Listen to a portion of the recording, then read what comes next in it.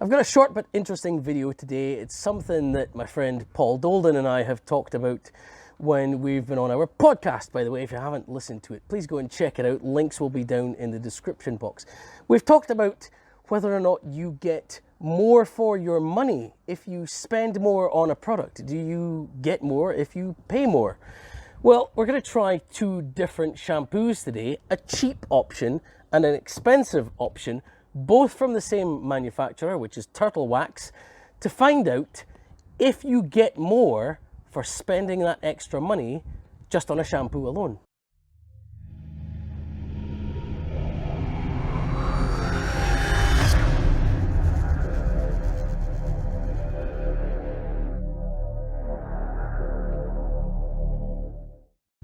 So the two shampoos in question for this video.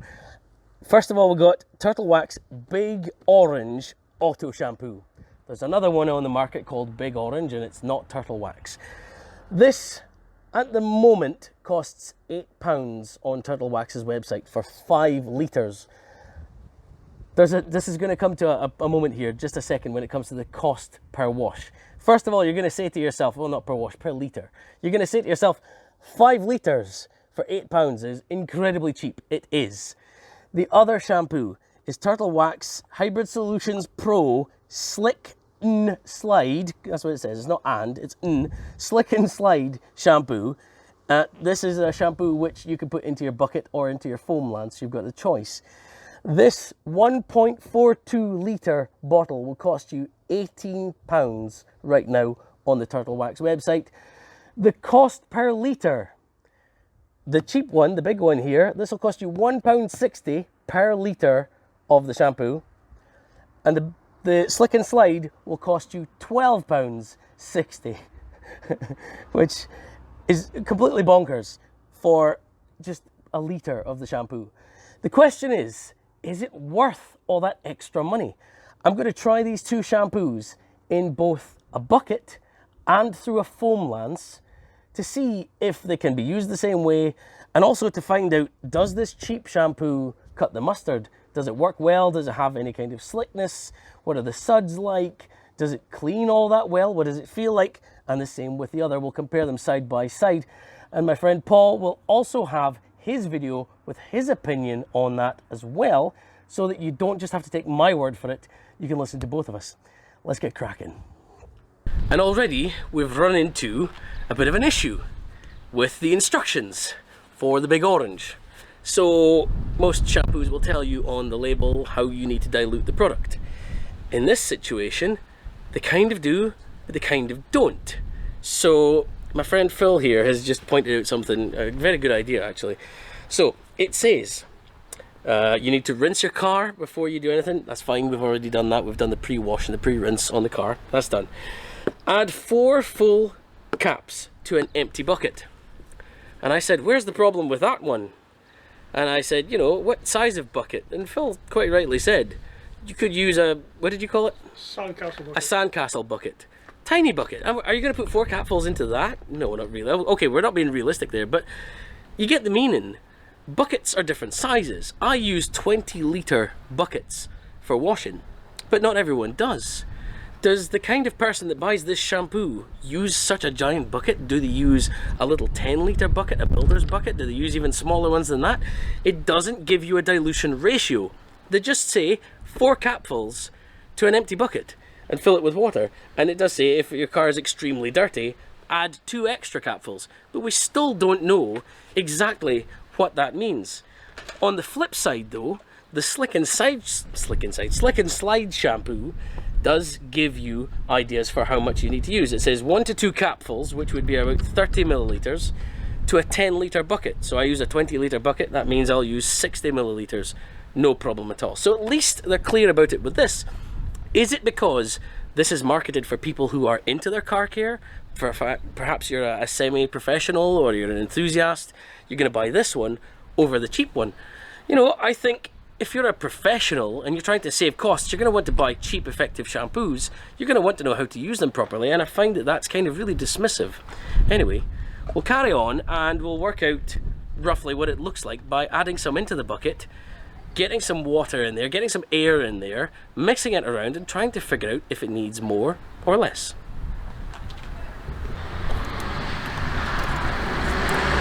Okay, so 4 full caps. The caps aren't very big. And it's really runny. Like, it's like orange water. That doesn't bode well. Shampoos that are usually that runny aren't generally very effective or concentrated. I've gone really kind of... it's terrible. I've really gone sloppy with that. But let's grab the pressure washer. So let's blast some water through it, and then we'll pull it out and we'll get some air in there and figure out if it's sudsy or not.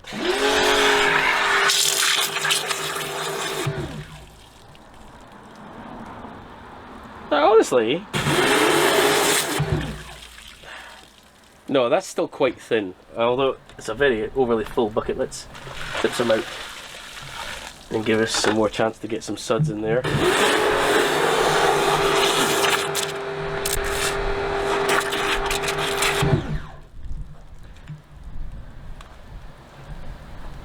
Honestly, the suds are really thin, but that's 4 capfuls, and I genuinely don't think that's enough shampoo in there for a 20-litre bucket. I think we need to double the dose.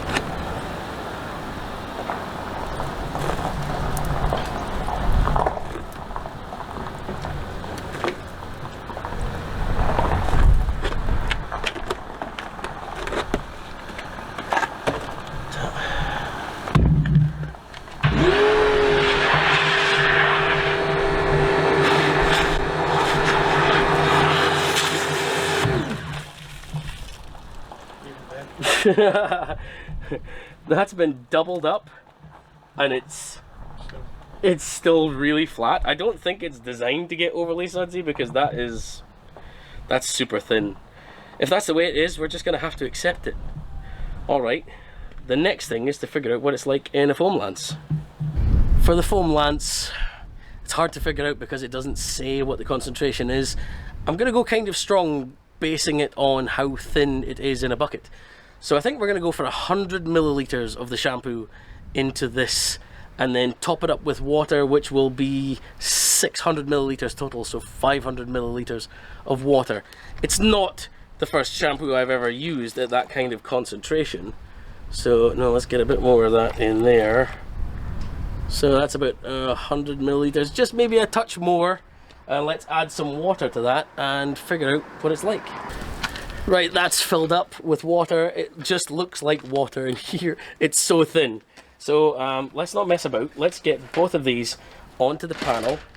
Make sure that doesn't fall over. Let's get you lined up over here. Right, so I've got the bucket there. Thank you, sir. Glamorous assistant. Right, let's just try this. We'll do shampoo to the back door, and we'll do snow foam style to the front door. So this is how I would apply it. Starting at the top and working your way down, and honestly, it doesn't feel good. It feels... there's a distinct lack of slickness right there. There's like, it's... honestly, it feels like I'm washing the car with water. Like, I could pick up lots of this suds, but there's no slickness. It doesn't feel good at all. I have to admit, it really doesn't. It's super thin, and the suds dissipate really fast. Yeah, not a fan of that one. Right, let's try it snow foam style. So I'm actually going to open up the nozzle on the Ava pressure washer here to the maximum, so to get the most flow of the shampoo through, to see if it will work. So yeah, let's try.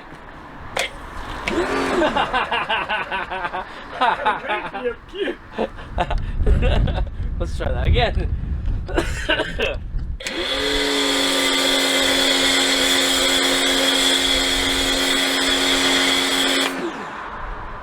So that's on its maximum setting to pull as much chemical through as possible, and yet it's unbelievably thin. But you know, you've got to try it with the mitt.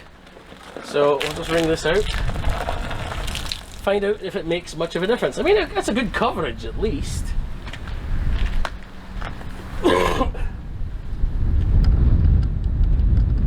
Yeah, it doesn't feel any better. I mean, okay, yes, you're gonna get coverage by using this technique. You're gonna get good coverage, but there's still zero slickness in that. It's really not pleasant to use. In a way, it kind of looks a little bit streaky. I'm not a big fan. Let's see what it's like to rinse off, because rinsing can reveal a few things. They talk about, companies talk about things like free rinsing, surfactants and things like that.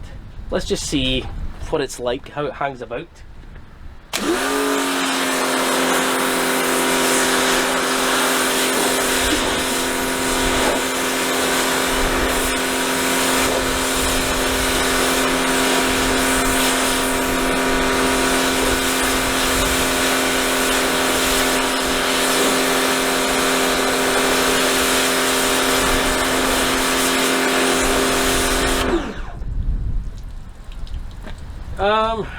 Do you know what, there's nothing remarkable about that either way, to be perfectly honest.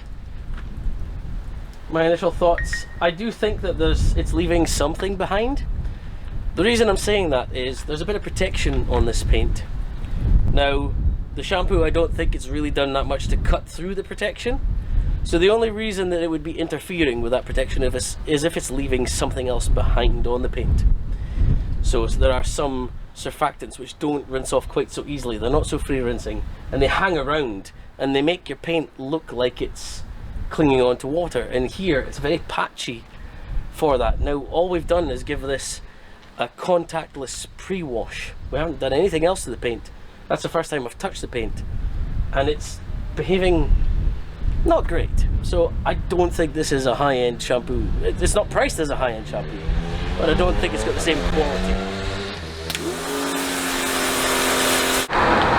So we're over to the other side now for the slick and slide. So like I said, the measurements for this in a foam lance are 100 milliliters to add to a 1 litre of warm water. That doesn't work out right, because most foam lances are 1 litre. So that would mean 1.1 litres in total, which is not right. So what we're going to do is measure it down to something like 90 milliliters to 910 milliliters of water. Except my foam lance bottle, Phil, into frame please here, a bit closer, there it is, it's only 600 milliliters. So we're going to work it out as roughly 60 milliliters to 500 milliliters of water, making it a total of 600 milliliters. So we're just going to measure some out here, and already this is thicker. This is a much thicker solution than the other shampoo, which was incredibly thin. As you saw, it was like orange water. So Phil, dump that in there please. Oh, a bit closer in the camera, there you go. Whoa, actually looks like a nice cocktail. Right, okay, that is going to be the solution for the foam lance. The funny thing is, what's annoying is you measure it out and there's still a bunch of it in here. Is that going to have an impact on it? Probably not. I don't think it's an exact science. Anyway, we need to give this a mix up, and then we need to put some into the bucket. So let's just do that in a second. And with the bucket, the measurement is exactly the same. It is 30 milliliters to 10 liters of water. I've got a 20 litre bucket here, so we're going to go with 60 milliliters of the shampoo for this bucket. Dump that straight in there. Again, you can see it's much thicker. A lot of it is sinking to the bottom. I am still holding on to a bunch in my little measuring device. I wish they would make non-stick versions of these. But anyway, let's put that in there, and then we'll get that mixed up with some suds. Already you can see a difference there when it gets agitated in the water, and I haven't actually blasted any air into this yet.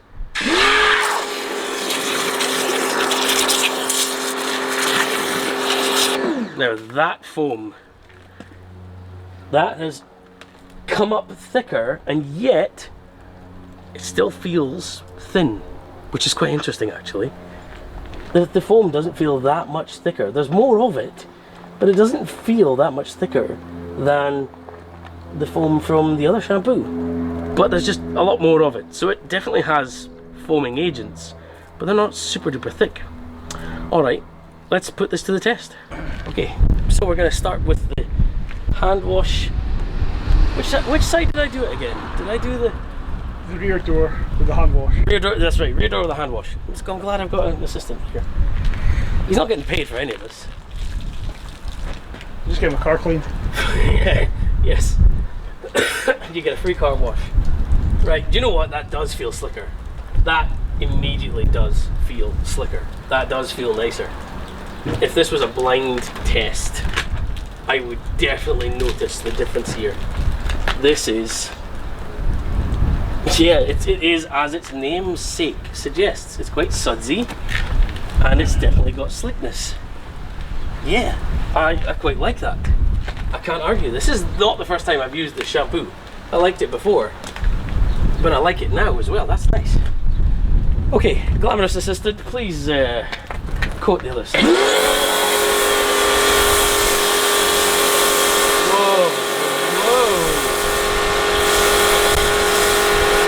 Okay, we've the dial was left wide open, and it's like shaving foam thickness, which means that can be backed off a lot. But as a shampoo, it's not really a big problem because it's a contact wash solution. So we're just going to use it in that respect. And the extra, I know some people say this, some people say the extra bubbles don't create slickness. No, they create the feel of slickness. Extra bubbles means extra air under your mitt, which makes it feel like it glides more. So, you could be forgiven for describing this as being slicker because that's what it feels like. It doesn't mean it's actually slicker, but it has that feeling of more air, more glideability across your panel. There's nothing wrong with that at all, actually. Phil, notch down that dial down to 5. Okay. I want to see the kind of thickness we get from it. Same place as before, same place.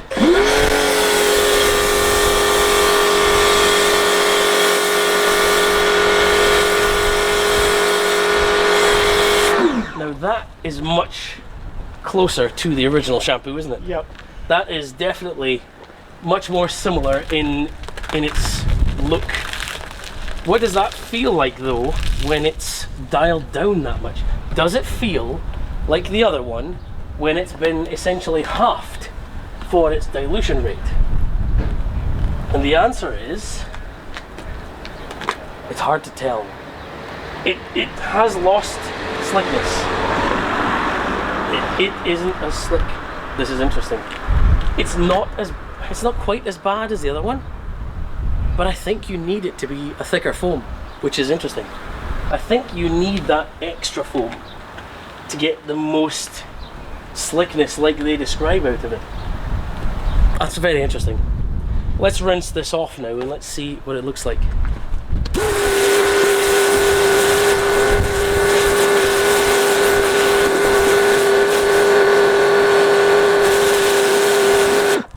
Behavior wise for rinsing, I do find that there is a small difference here. I don't think the surfactants are quite as clingy as those in the Big Orange shampoo.